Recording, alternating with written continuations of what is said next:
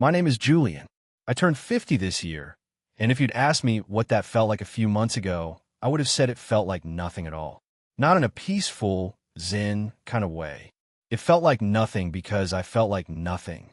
A ghost in the machine of my own life. A functional, necessary, and utterly invisible component. You see, I'm a systems architect. I spend my days designing complex, elegant structures that allow massive companies to function. My work is the skeleton, the nervous system that runs silently in the background. No one notices it when it's working, but everyone panics when it breaks. For 25 years, my life at home had mirrored my life at work. I was the skeleton of my family. Our house in the Ohio suburbs was a perfect example.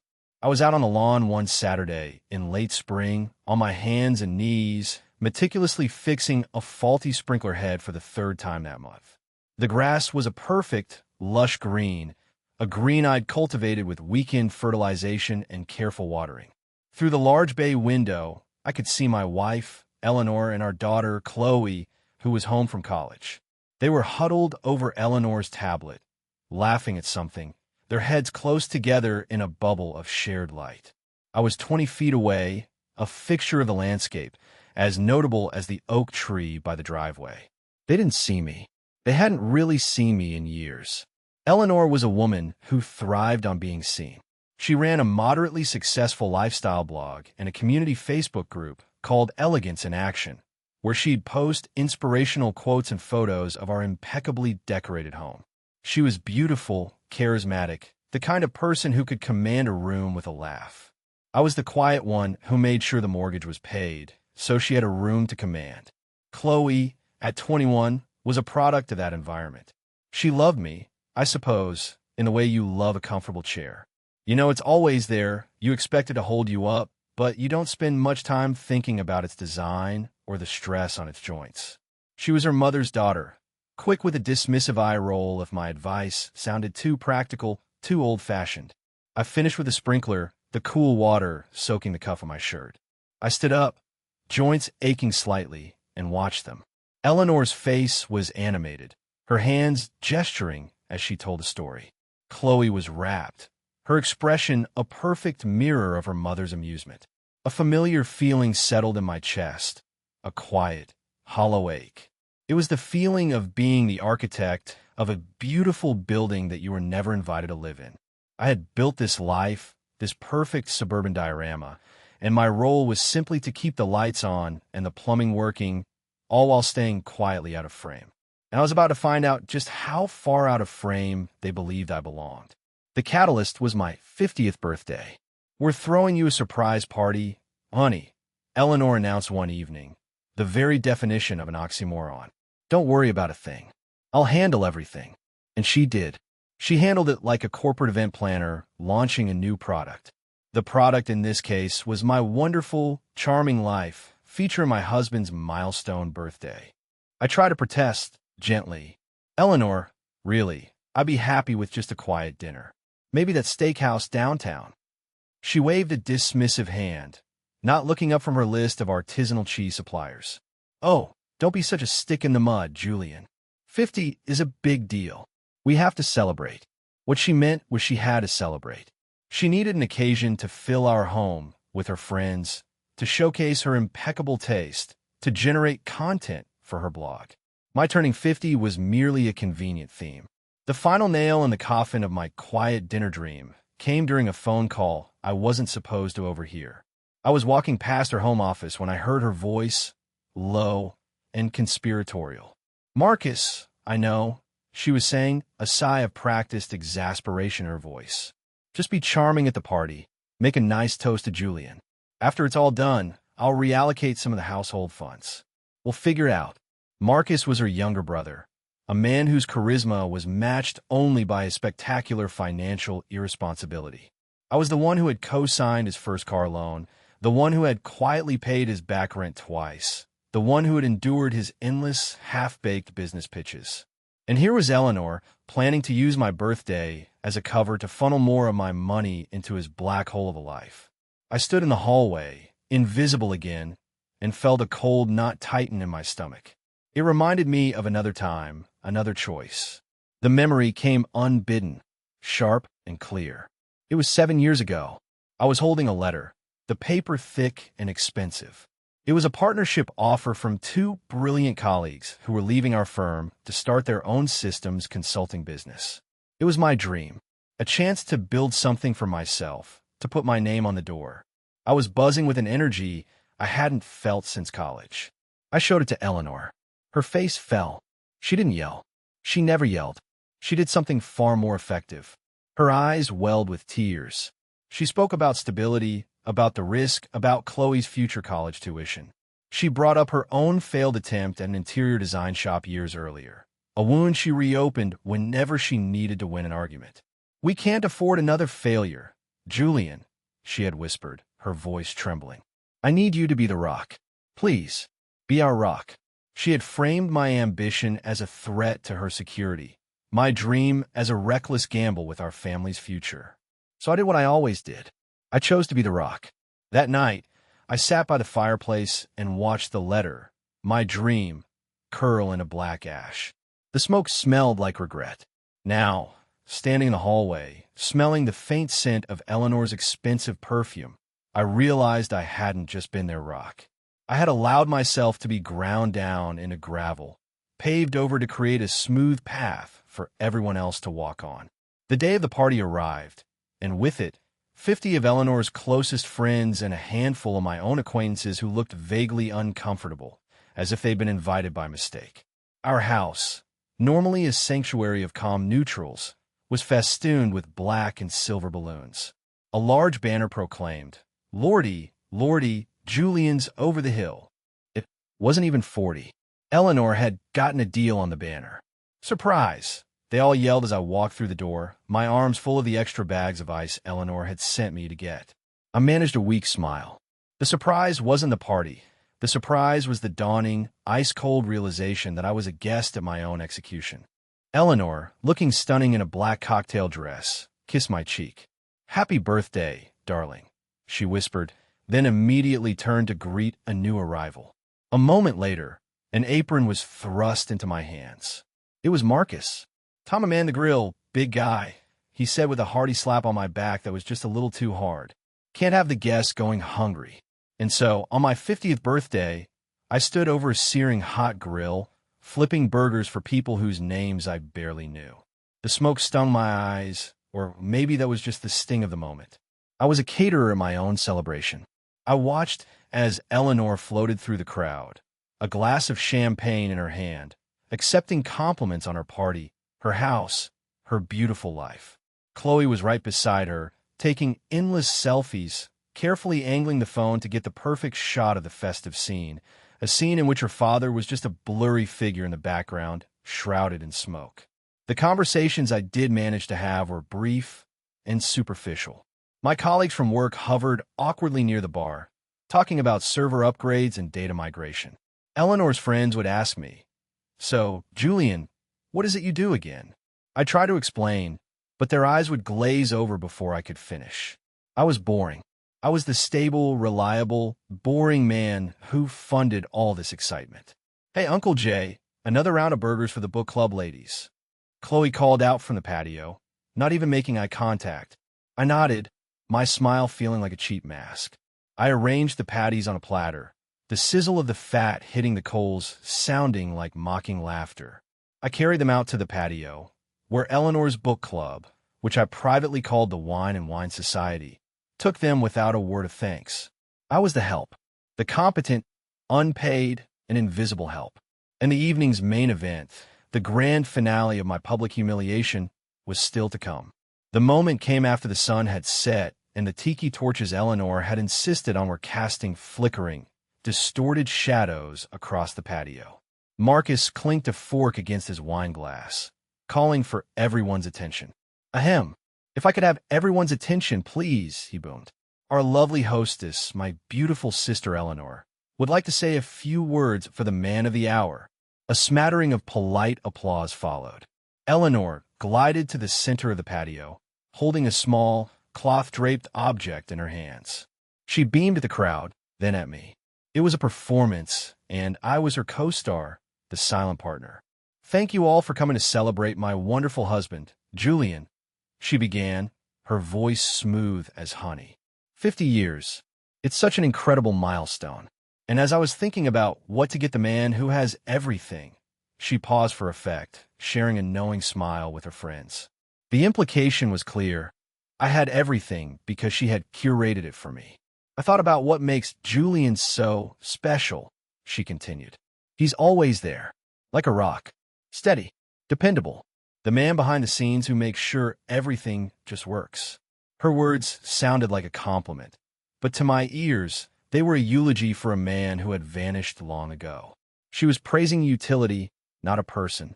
He may not be the loudest voice in the room, she said, and a few people tittered knowingly, or the life of the party. More laughter, but he's always participating, always showing up. In the grand game of life, that deserves recognition. With a flourish, she whipped the cloth away. In her hands was a cheap, gold-plated trophy, the kind you get for a children's bowling league. It was mounted on a plastic marble base. She presented it to me with all the gravity of an Oscar. The crowd craned their necks to see. I took it from her. It felt light, hollow. My hands were slick with grease from the grill. I looked down. There was a small brass plate on the base. The engraving was sharp and clear. Julian Miller, life's honorable mention. A beat of confused silence fell over the crowd. Then, Marcus let out a bark of laughter.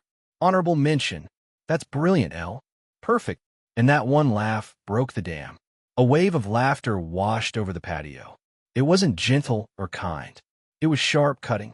Eleanor's friends, the book club, even some of my own colleagues were laughing. Chloe was filming the whole thing, a wide, unthinking grin on her face.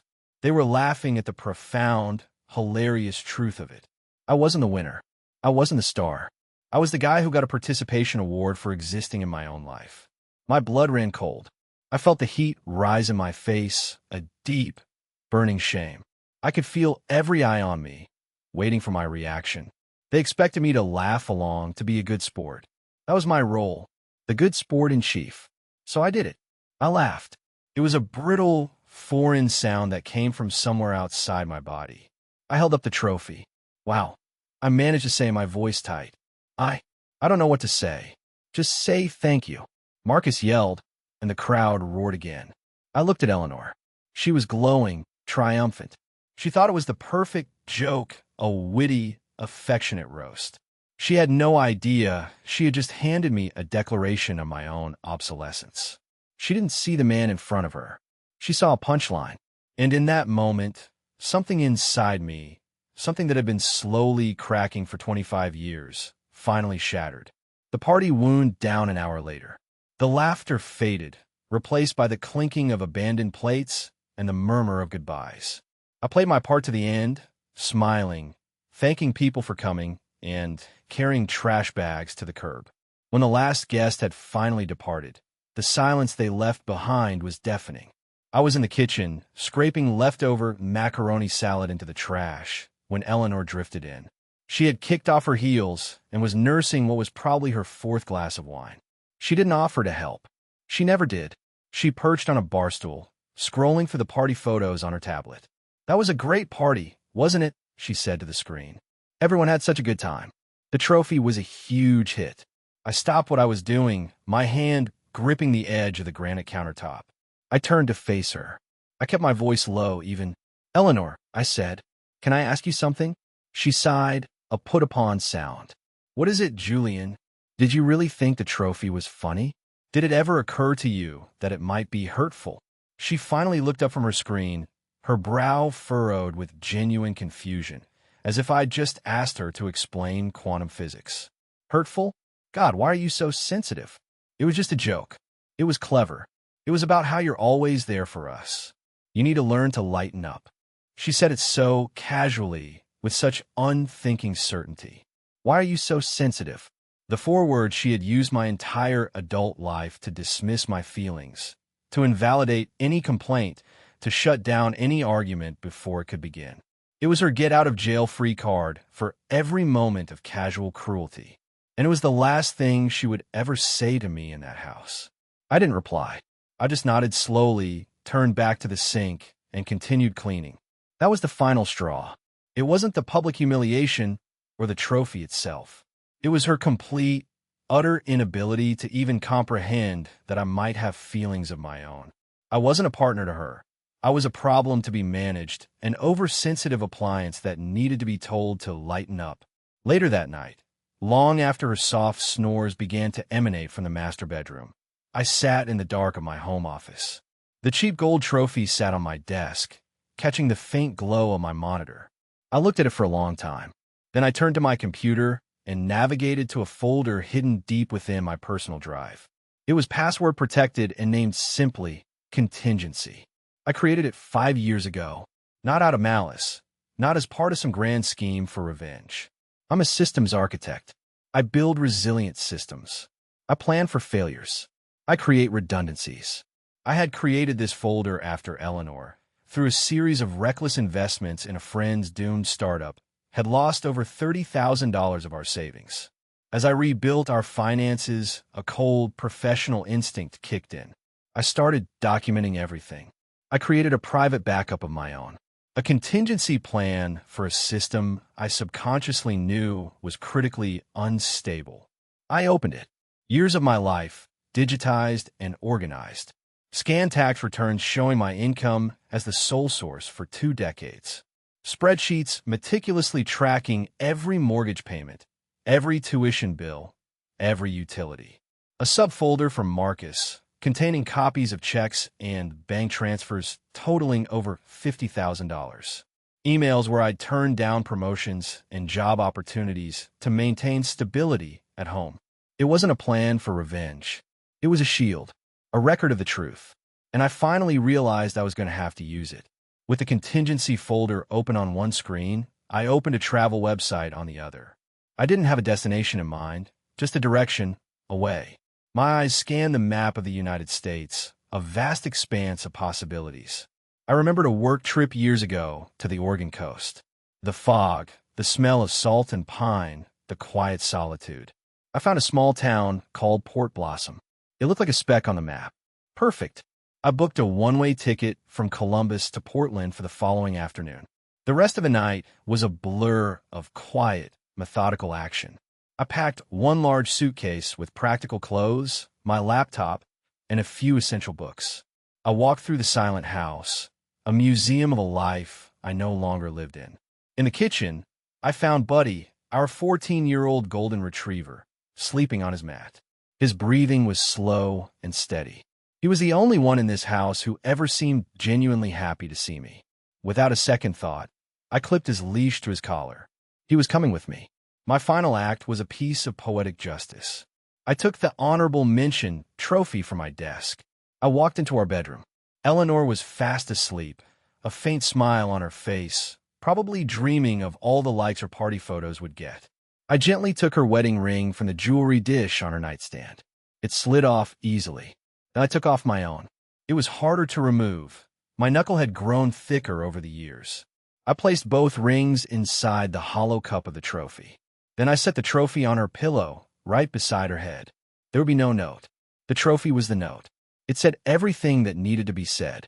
The drive to the airport the next day was surreal. Buddy sat in the passenger seat, his head occasionally resting on my thigh. The sun was bright, the sky a brilliant blue.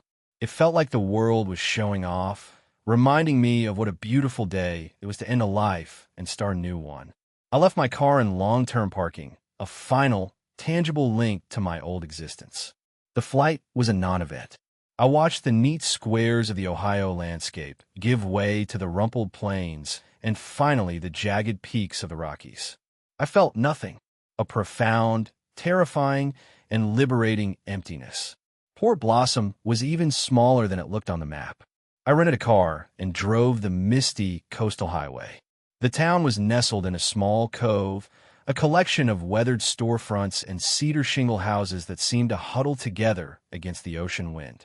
I found a small, furnished apartment for rent above an old bookstore called the Salty Page. It was sparse, smelling of old paper and sea salt. It was perfect, but peace didn't come automatically. The first night, the silence was an accusation. Every creak of the old building, every distant foghorn, echoed in the emptiness of the room. But he whined softly in his sleep. I lay awake, staring at the unfamiliar ceiling, and the doubt I had suppressed for the last 48 hours came crashing in. "What have you done?" A voice in my head, a voice that sounded remarkably like Eleanor, screamed, "You threw away 25 years. You abandoned your daughter. You're a 50-year-old man having a tantrum. You're pathetic." I squeezed my eyes shut, my heart pounding. Was I being dramatic? Was I the one who was broken? Maybe the trophy was just a joke. Maybe I was too sensitive. The loneliness was a physical weight pressing down on my chest. For a terrifying moment, I thought about booking a flight back, about walking through the door and apologizing, about slotting myself back into my designated space in the family machine. But then I pictured the trophy on the pillow, and the memory of their laughter and the cold, hard certainty returned. I had not thrown a tantrum. I had escaped a fire. And I knew, even with the fear clawing at my throat, that I could never go back into that burning building. The first week in Port Blossom was an exercise in anonymity. I established a simple routine: an early morning walk with Buddy along the foggy beach, a trip to the local diner for coffee, and long hours spent in my small apartment just being. The quiet that had terrified me on the first night slowly began to feel less like a void and more like a space. A space I could finally fill with my own thoughts. My apartment was above the salty page, and the bookstore's owner became a silent fixture in my new life. His name was Sam. He was a man in his late 60s, with a weathered face, a permanent scowl, and hands stained with ink. He rarely spoke more than 3 words at a time. Our daily interaction consisted of me buying a coffee from his small counter and him grunting in response. One afternoon, I was browsing the history section when he spoke. "You're not a tourist," he stated, not looking up from a book he was repairing. "No," I said, surprised. "I live upstairs." "I know," he said, still not looking up. "You've got the look of a man who just escaped something." He finally met my eyes. His were a pale, washed-out blue. I had that look once. He went back to his book, and the conversation was over. But it was enough. He saw me, not as a utility, not as a punchline, but as a person with a story. It was Sam's quiet acknowledgement that solidified my resolve. A week after my arrival, my phone, which had been off, was turned on. The screen lit up with a barrage of notifications. Missed calls from Eleanor, from Marcus. And then I saw it. A public post on Chloe's Facebook page. It was a picture of us from her high school graduation, one of the few where I was actually in the frame. The caption read, "If anyone has seen or heard from my dad, Julian Miller, please contact us." He left without a word. We're all so worried, and we just want him to come home. I felt a pang of something. Guilt? Pity? But it was quickly replaced by a cold anger. We just want him to come home. They didn't want him to come home. They wanted their ATM, their handyman, their background character to return to his post. Then, a text message from Chloe buzzed on the screen. It wasn't worried. It was furious. "How could you just leave? Mom's a wreck. Do you have any idea what you've done? How could you be so selfish?" That was the real Chloe, the one who had inherited her mother's talent for making me the villain. I stared at the angry words, and any lingering doubt I had about my decision evaporated. I deleted the text. It was time to stop being a ghost. It was time to show them what happened when the skeleton walked out of the body. I sat at my small kitchen table, opened my laptop, and began my work.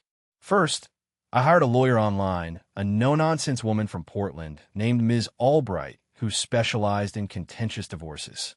I paid her retainer from a personal savings account Eleanor knew nothing about. Second, I logged into my online banking portal. My entire salary was direct deposited into our joint checking account. I rerouted it to a new, individual account. Third, I went through the list of automatic payments. The mortgage, the 2 car loans, one for Eleanor's luxury SUV and one for Chloe's new sedan. The utilities, the premium cable package, the lawn service. One by one, I canceled them. The system I had built and maintained for 25 years was, with a few clicks of a mouse, being decommissioned. It didn't take long for the tremors to start. 3 days after I cut the lines of credit, the calls started coming in earnest. Since I had blocked Eleanor's and Marcus's numbers, they came from unknown numbers, which I ignored. They left voicemails. The first one I listened to was from Eleanor. Her voice was tight with a panic she was trying to mask with anger. Julian, this isn't funny anymore. The credit card was declined at the grocery store. The grocery store. It was embarrassing. Whatever point you're trying to make, you've made it. Now, turn the damn account back on and come home so we can talk about this like adults. Talk about this like adults. The irony was so thick, I could have choked on it. The next voicemail was from Marcus. Bro, what the hell? Elle's freaking out. Said the mortgage payment bounced. You can't just do this, man. You got responsibilities. His voice was a whining, entitled drawl. My responsibilities, it seemed, included funding his entire existence. I deleted the messages. Then, as I knew she would, Eleanor took the fight public. She posted a new photo on her Elegance in Action page. It was a professionally taken family portrait from a few years back. We were all smiling.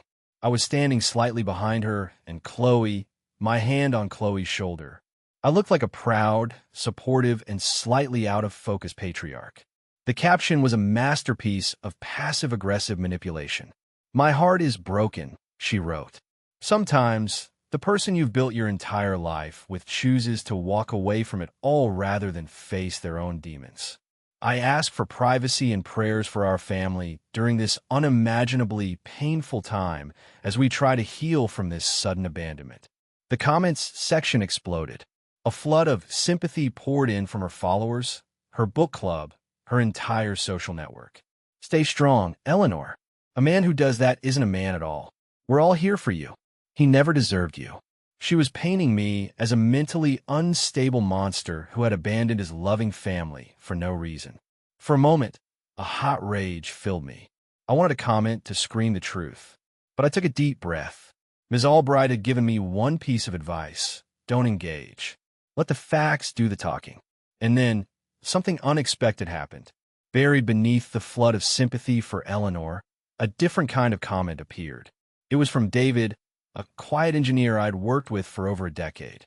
I'm sorry to hear there are troubles, David wrote, his words careful and measured.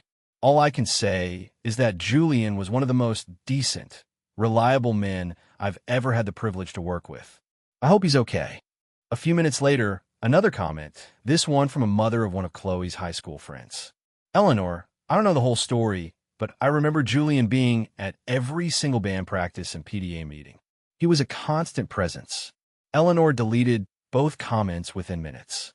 But it was too late. I had seen them. Others had seen them. The narrative she was trying to spin had a few tiny holes in it. It was the first time in years that someone, other than me, had noticed my presence. It was a small thing, a digital crumb of validation, but it felt like a lifeline. I wasn't crazy. I wasn't invisible to everyone.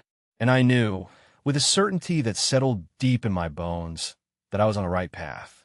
A month after I left, the real shockwave hit. I was returning from my morning walk with Buddy, a warm coffee in my hand, when I saw it. A rental car with Ohio plates was parked crookedly in front of the salty page. Leaning against it was a figure I would have recognized anywhere. It was Chloe. She looked lost and exhausted. Her hair was messy, and she was wearing a rumpled sweatshirt from her university. She looked up as I approached, her expression a mixture of defiance and desperation. Hey, she said, her voice small. Hey, I replied, my own voice flat. Buddy trotted over to her, wagging his tail, and she knelt to scratch him behind the ears. He remembers me, she murmured. He's a dog. It's what they do, I said more harshly than I intended. An awkward silence hung between us. I didn't tell Mom I was coming, she finally said. I had to see you.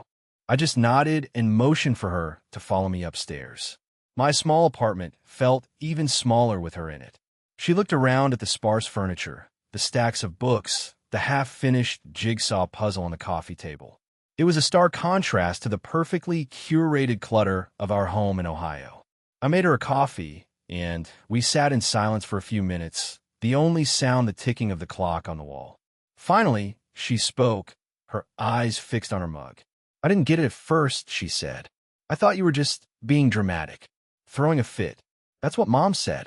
She took a shaky breath. But then things started to fall apart. She told me everything. The power being shut off for a day because Eleanor didn't know how to pay the bill online. The car getting repossessed because the payment stopped. Marcus moving into the guest room, drinking my expensive scotch and fighting constantly with Eleanor about money. The house, once a pristine showroom, was now messy and cold. She cries every day, Chloe whispered, and for a second, my heart twisted. But then she looked up at me, and her eyes were clear and startlingly adult. But she's not crying because she misses you, Dad. She's crying because the credit card bills are piling up and the lawn is turning brown. She's crying because she has to do things for herself. She misses the benefits of you, not you. The brutal honesty of her words hit me like a physical blow. I had known it deep down, but to hear it spoken aloud by my own daughter was something else entirely. I was becoming her, Chloe continued, her voice cracking. Making fun of you. Dismissing you. I laughed when she gave you that trophy. I thought it was funny. A tear traced a path down her cheek. It wasn't funny. It was cruel. I just didn't see it until you were gone, and all the things you did, all the invisible things, they suddenly became very, very visible. She looked around my small apartment again. This isn't much, she said softly, but it feels calm. It feels more like a home than that house ever did. I didn't know what to say. The part of me that was a father wanted to pull her into a hug and tell her it was all okay. But the man who had been invisible for 25 years knew that this was a lesson she had to learn on her own. She needed to sit in the discomfort of this truth. Before she left, she paused at the door. I found the separation papers from Mom's lawyer on the kitchen table, she said. She's going to try to take everything. She's telling everyone you abandoned her. I know, I said quietly. She looked me straight in the eye. Don't let her, she said, her voice fierce. Don't you dare let her win. And then she was gone, leaving me alone with her words and the startling, painful, and undeniable beginnings of hope. The legal battle played out over the next 3 months. It was exactly as Chloe had predicted.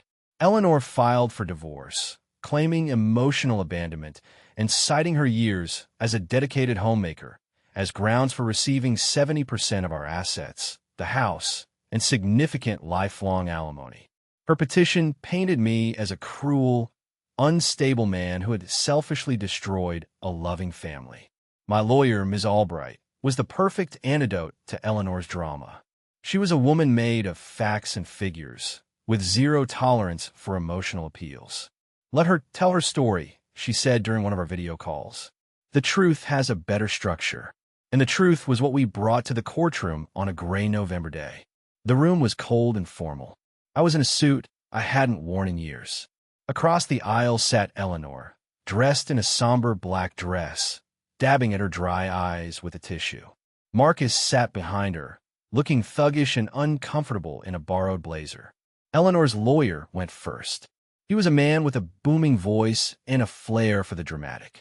He spun a tale of a devoted wife who had sacrificed her career to raise a child and create a beautiful home, only to be abandoned in her time of need by a cold and emotionally distant husband.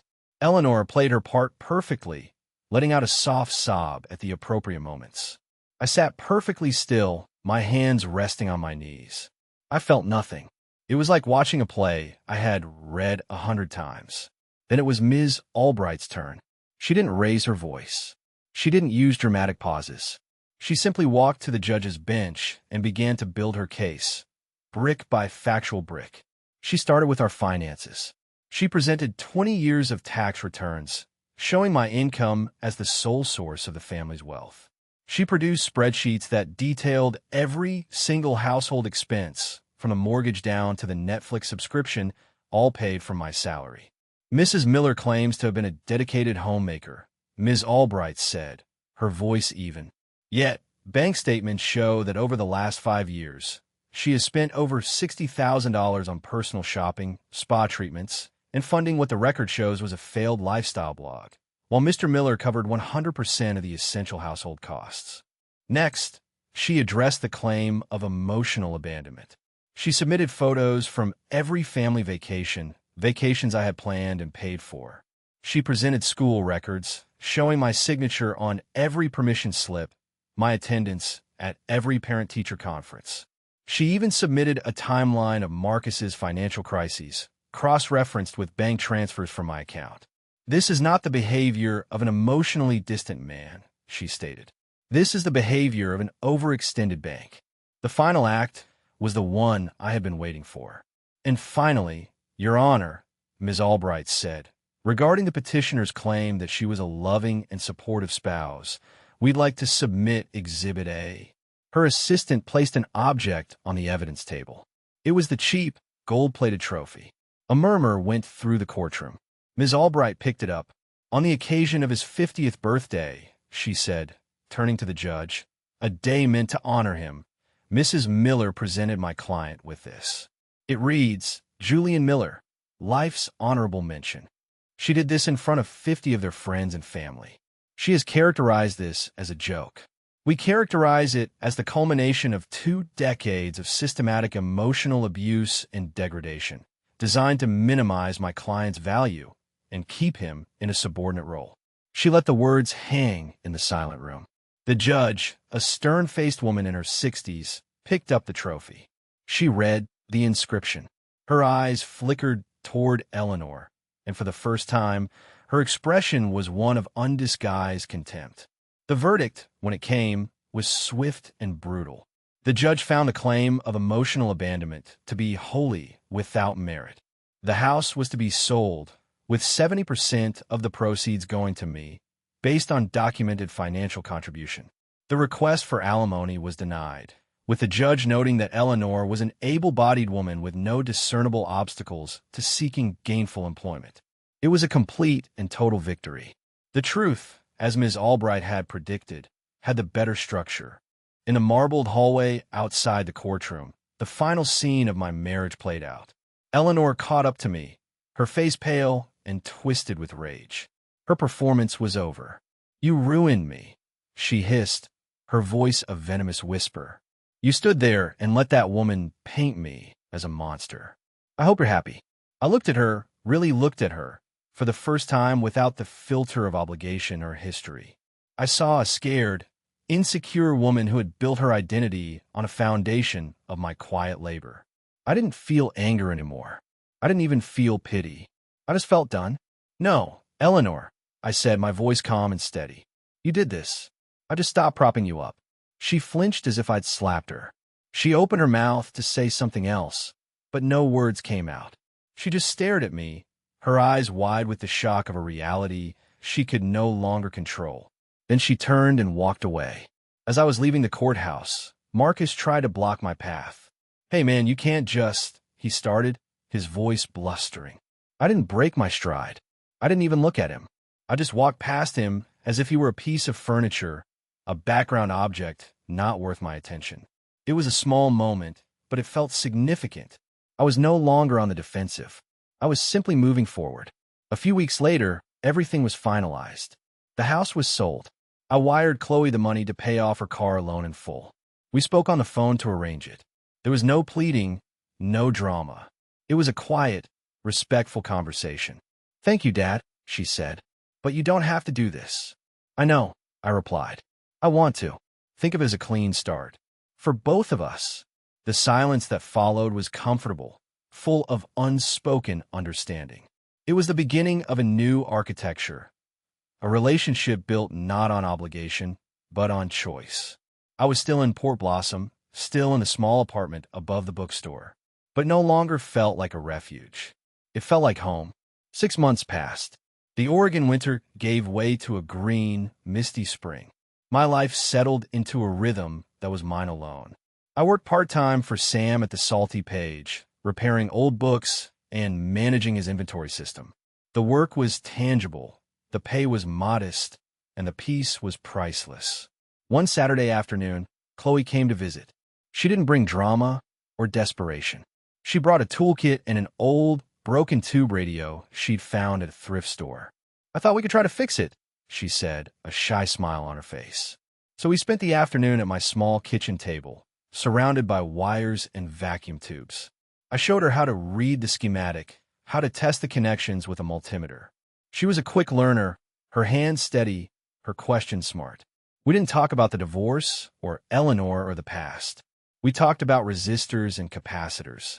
We talked about her classes, about a boy she'd met, about her plans for the summer. We were building something together, piece by piece. After a few hours of tinkering, a faint crackle came from the speaker, then the warm, fuzzy sound of a local jazz station. We both looked at each other and broke into wide smiles. It was a small victory, but it felt enormous. As she was packing up to leave, she paused and looked at me. "I'm sorry, Dad," she said, her voice quiet but clear. "For the trophy. For laughing. For all the years I didn't see you." I nodded, my throat tight. I put my hand on her shoulder. "I know," I said, "and I'm sorry it took me so long to see myself." After she left, I sat by the window, listening to the music from the old radio. Buddy was asleep at my feet, his tail thumping softly against the floor in his sleep. I looked out at the quiet street of Port Blossom, at the fog rolling in from the sea. I finally understood what home was. It wasn't a house with a perfect lawn. It wasn't a place defined by other people's expectations. It was the quiet, solid space inside yourself where you were allowed to exist, to be seen, to be whole. And for the first time in 50 years, I was finally breathing my own air.